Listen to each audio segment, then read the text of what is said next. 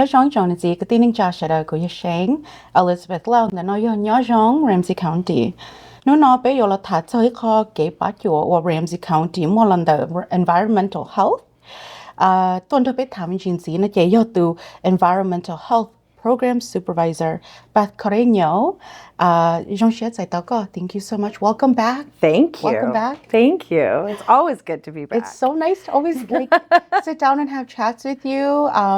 You've been a long-time friend of the show, and so excited to have you back to talk a little bit more about all things environmental health.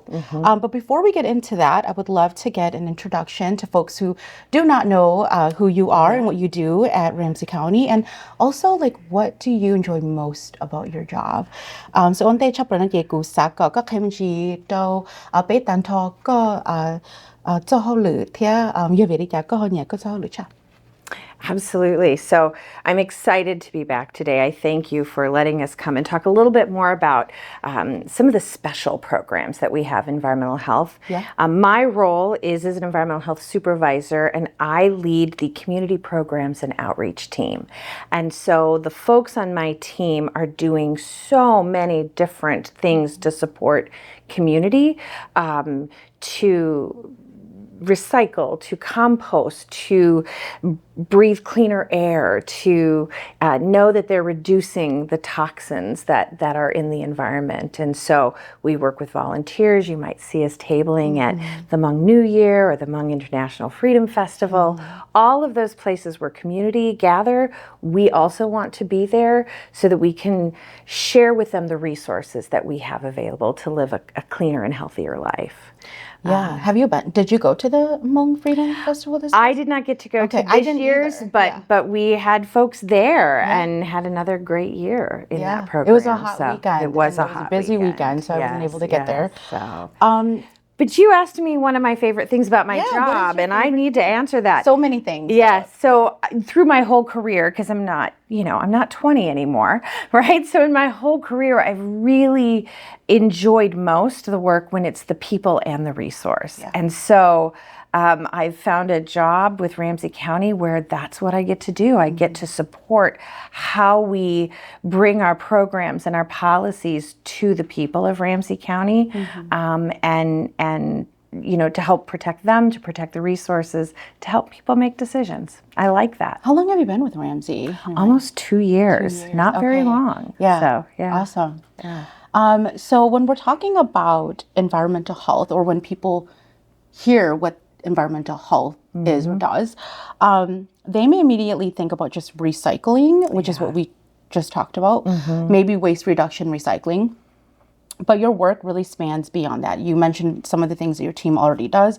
Can you just elaborate a little bit more? What is environmental health and why is it important? Thầu nó lo lu environmental health. Chúng tôi cũng có thể dùng recycling xứ này ạ. Tất nhiên là cái nên qua họ lử đào chăn đó nè. Bây giờ mình chỉ cho the environmental health giờ ra chỉ theo nên li họ phải hết chứ. Sure. So, environmental health is a lot of things. Yeah. We're supporting a lot of ways for people to make sure that they are in a safe and clean environment. Everything from the decisions that they're making in their houses. So are they recycling? Are they participating in our food scraps program? Are they using our household hazardous waste services so that those things that we don't want to see go in the trash are not going into the trash? So that's one thing. Some other things that we do, making sure that when people go out to restaurants in our community that they're having a safe and fun evening by inspecting those, and some other fun things too, and maybe you'll invite me for another day to talk about those programs. But you're always invited. Thank you. You get like the golden pass from Yeongjong Ramsey County. So we're really trying to help people make wise decisions about conservation and sustainability. And in this work, because of some of the programs that we're going to talk about in a few minutes, it also helps people spend less money. Really reminding folks that there are programs and services so that not everything has to go into the landfill, and we're finding ways to repurpose and reuse many of these items and helping facilitate that in our community. So your division essentially provides all of these different opportunities to engage residents Yes. to participate in this entire like spectrum of how we can conserve, reuse, and recycle. Yes. Love that. Thank you so much. Yeah. So can you share more about the different ways that just like the team supports residents? We talked about some of the work that's being done, but what specific services and programs do you all have? So KMG cho environmental health.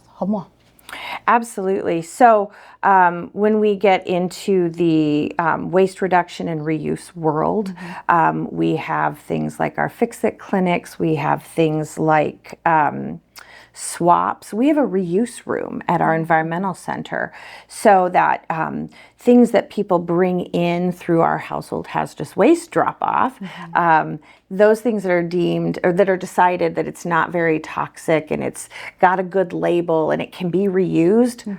Paints are a great example of those things, cleaning products, all those things. People can come in and go through our reuse room. We provide ways for people to dispose of their electronics. All of the old computers, old cell phones, big screen TVs, people are ready to upgrade a lot of times. But those shouldn't go into the trash, right? They can either be reused or they can have the parts taken apart and reused and recycled in that way. So we help that all come together. We have our food scraps program. So right now we have a number of drop-offs so that people can collect their food scraps in their bags and take them to one of our drop-off locations. But we're making some exciting changes to that program. So viewers should more to come. More to come, exactly, because they're going to be able to do all of that in their homes soon, and we're going to make it really easy. We have facilities for people to bring yard waste and the branches and the yard waste, grass clippings that fall in their lawns. That shouldn't go appropriately disposed. Yeah, that shouldn't go into the landfill. That shouldn't go in the trash. But we've got a way to help people dispose of that properly. So, really, a lot of different programs that we develop, expand, and fine tune. As we hear from our community that these are the things that they need. And as the world itself evolves, right? Yes. We're always in changing environments. And I love just how, progressive environmental health is and getting embedded into the community, listening to residents, and like continuously involving with the rest of community. Thank you. So we've talked about the Fix-It Clinic on the show before. Can you just talk through what the bigger purpose of it is and just some general information about Fix-It Clinic for our audience?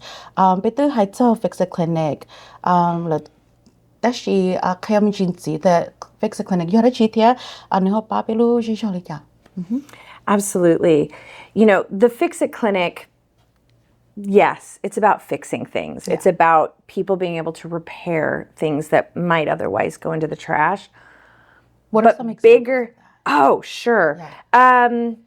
Maybe a lamp that you need to have rewired, or a pair of pants with a hole in it, or a zipper that might need to be repaired. Gosh, we've had people bring in snow blowers that just needed a little bit of work on fine tuning. Yes.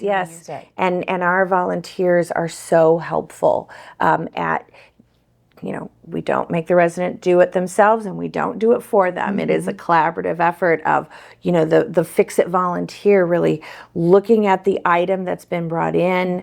We've had electronic keyboards, right? And this person says, this is what's not working, or it just doesn't turn on anymore. And so they kind of look in there, take it apart. Troubleshoot it, and then work with the resident to help build their skills to figure out how to fix it. And sometimes it's having more skills. Sometimes it's, I don't have a sewing machine and I need these repairs made to this outfit, and our fixers, our sewers can do that and help. So, and all of that, it definitely helps the individuals with the repair or the fixing. And you definitely save money. And they definitely save money. Yes, they save money. But it also is about the behavior change. It's really about getting our residents to think about how much life is left in something, and is there an option beyond the trash can. We're trying to keep things out of the landfill. And so it's not just the items that are brought into the Fix It Clinic, but it's really helping our residents think about all the things in their house that, I could get this repaired, as opposed to just throwing it away. It's like a mindset, like change and a rewire. It's how we think about things completely. Absolutely. So we have, we usually have one Fix It Clinic a month. It's usually the fourth Saturday of the month. People can bring up to 3 items. Our Fix It Clinics are loved by our community. And so, we're having to be responsive to all folks that come. So you can bring 3 items. We can no longer guarantee that you'll always get all 3 items seen. We've got processes that we're really fine tuning to make it a good experience for people. We don't want people coming and getting frustrated. So we're constantly learning.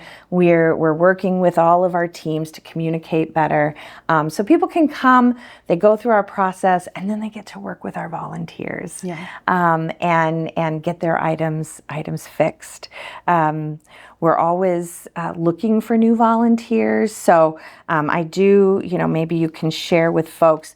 We've got an email, fixitclinics@ramseycountymn.gov.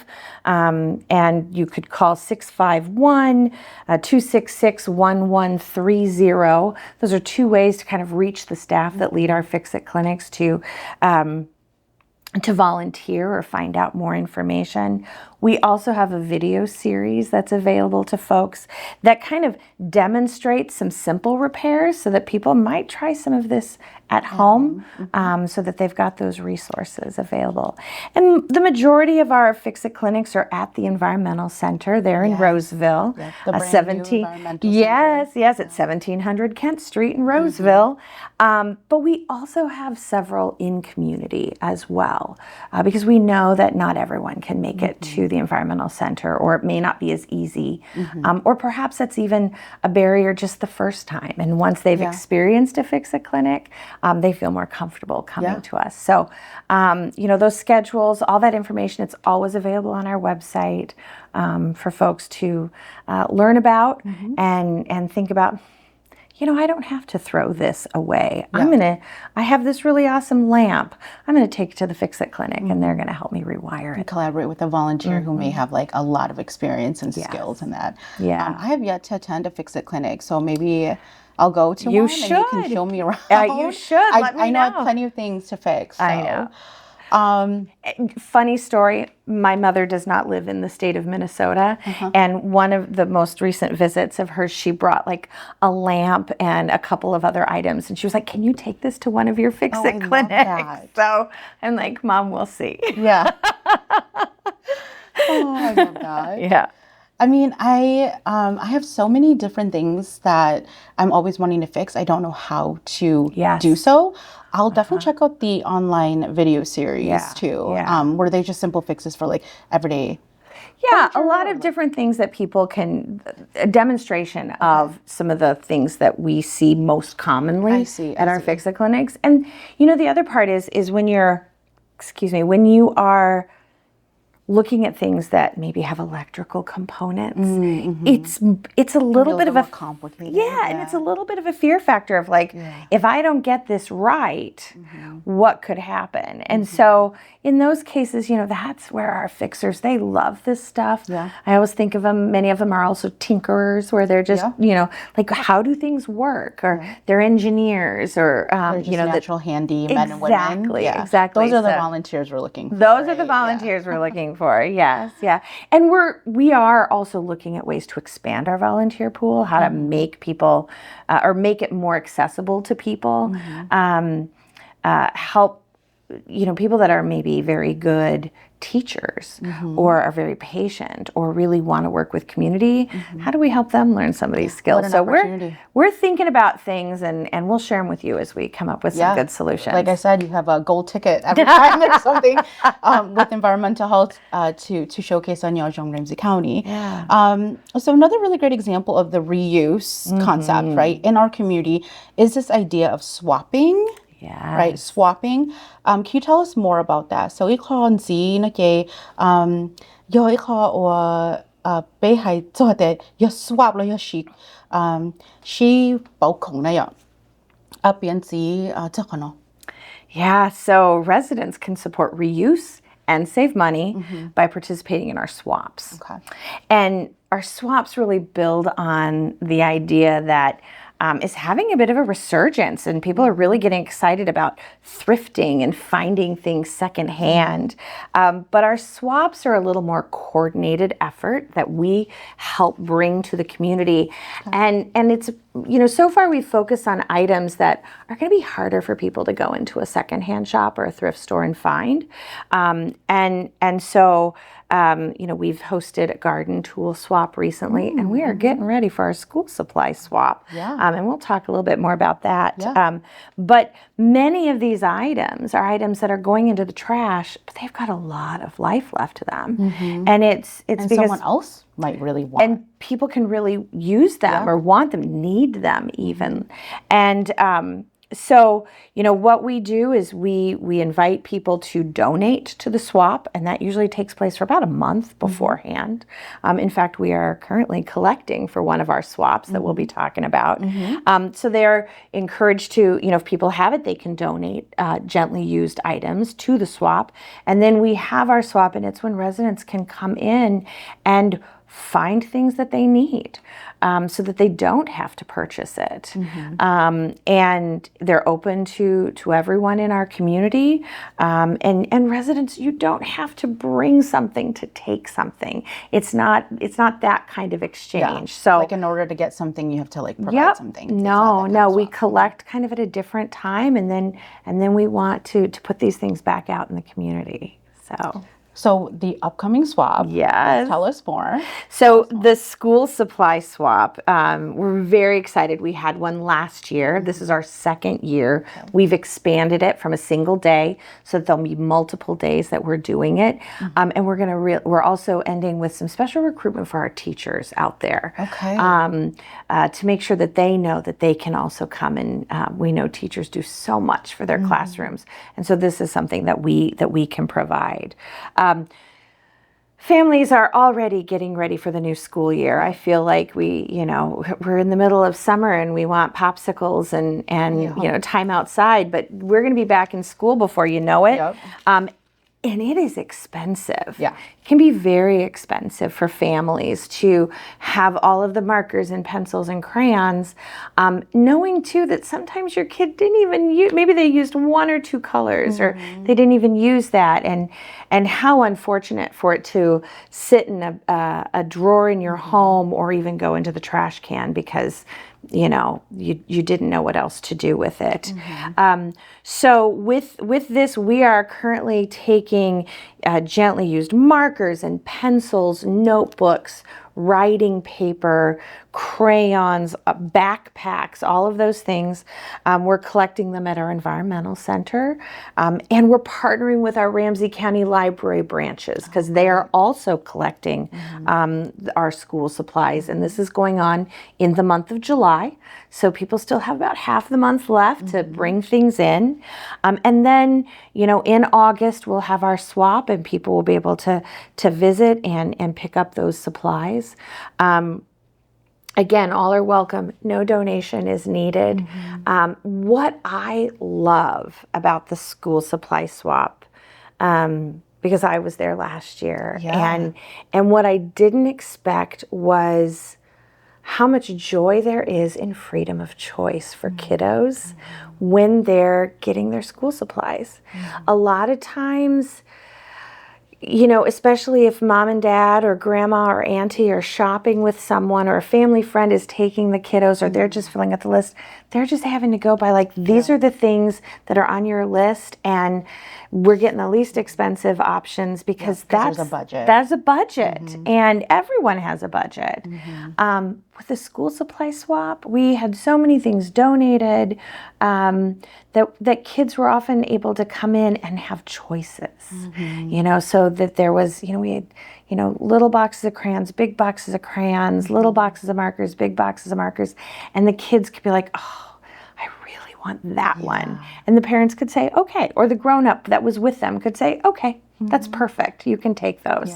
And a lot of times we were able to even let them take, two boxes of crayons, and so they could have one for school and then one for home art projects and school projects. So I'm sure that really supports all the parents during this time of year. That I think was what gave me the most happiness, was just seeing the relief on the grown-ups' faces, because it was a way to get what they needed, to make good, sustainable choices for our planet, keeping things out of our landfills, and then also just letting the kids just have the just joy. Saying yes to the children. Yes. Like, you want that green folder, you get to get the green folder today. And that is just about unbeatable. Yeah. And I have a lot of school supplies that are just boxed away. So then now I have a couple of weeks yet that I can go and donate and make space for other things. So thank you for sharing about all of that.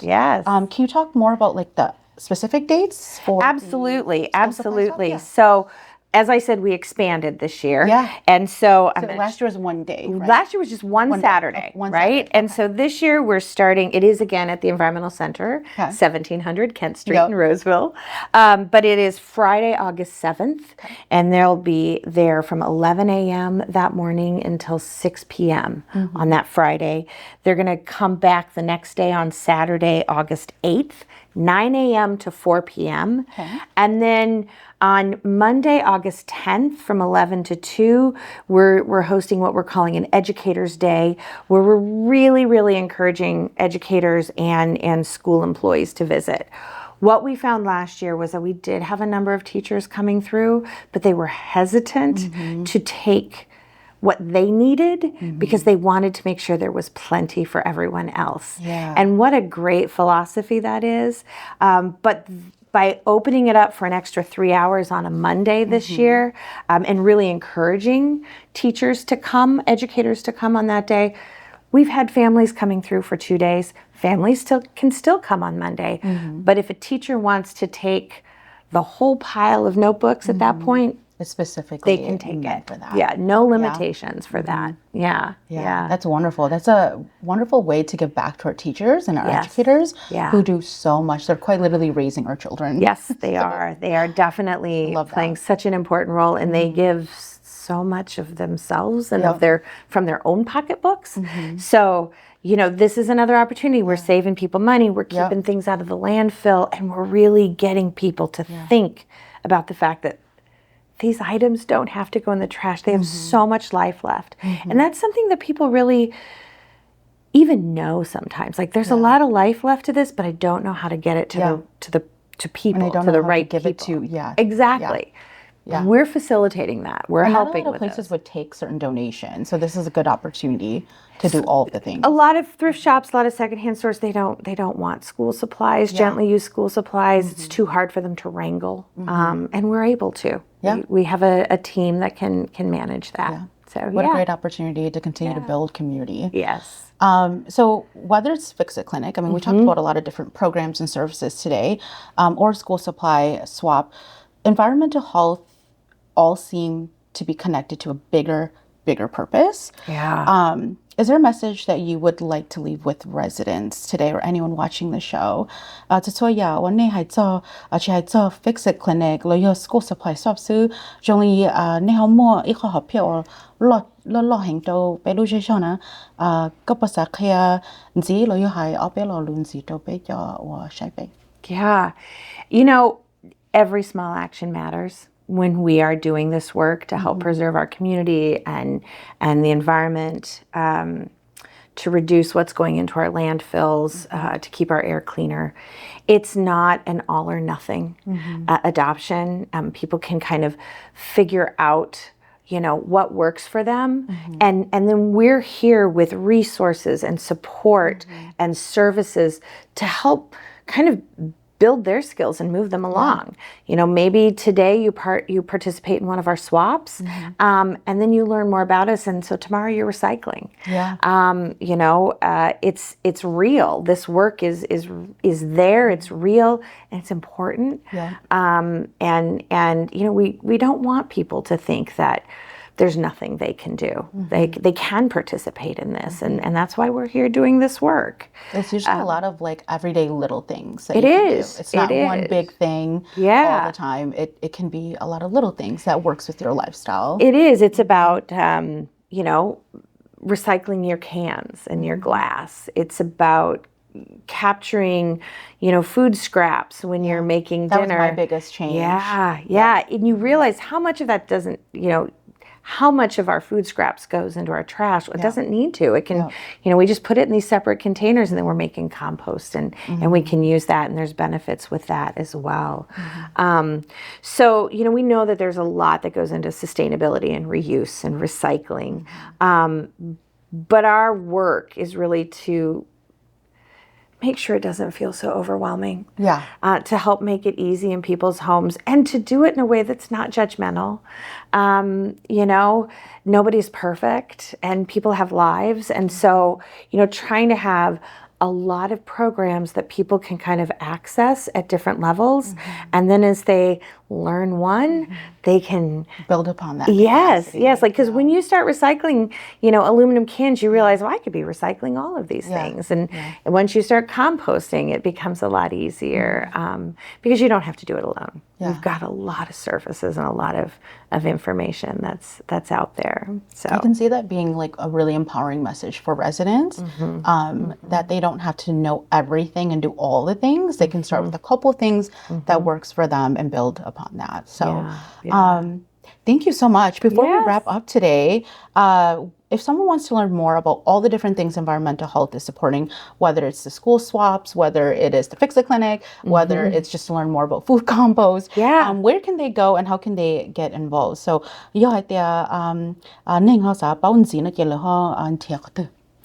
absolutely. So we've got a great website. It's ramseycountymn.gov, and people can always visit that website and kind of use our search tools to find out information that they're looking for. We also have a ramseyrecycles.com website that we support, if that's easier for people to remember. Both locations, we've got a great tool for our residents. Like it's called the A to Z resource, the A to Z tool, and people can type in, you know, what are you trying to dispose of? Like, what do you have? And so you might type in, you know, paint, and it's going to pop up with an answer that says this, you can bring your paint to the environmental center. I love that. So anything that you might have, the tool helps you figure out. It's a great tool. It's very fun. And then we also have our recycling hotline that's available 24/7, and people will answer that phone. We make sure that we have interpretation resources for translation, resources for those. And that is 651-633-3279. And it's in English, it's also 633-EASY. EASY. Easy. Can't get any easier than that. Yes. You also mentioned a newsletter too earlier, right? Oh, absolutely. We do have a number of newsletters, electronic newsletters. We're not going to fill your physical mailbox, but we'll send them to you in an email. And we've got Green Ramsey, and that goes out once a month. That has updates on our activities, our programming, as well as some just good to know articles. People can sign up for that on our websites. And then also we do have some e-newsletters specific to just our events in the Environmental Center. So people can find all of that online, sign up, and then, you know, you'll always be the first to know. Thank you so much, Beth, for all of this. I always learn something new from you every conversation. But I appreciate when you come on the show. So I appreciate you so much. Thank you so much for being here today and sharing all of this wonderful information with our residents. Thank you. I appreciate being here and that you helping us work with our residents. We're all helping each other. So I appreciate you. Thank you, Beth. Thank you.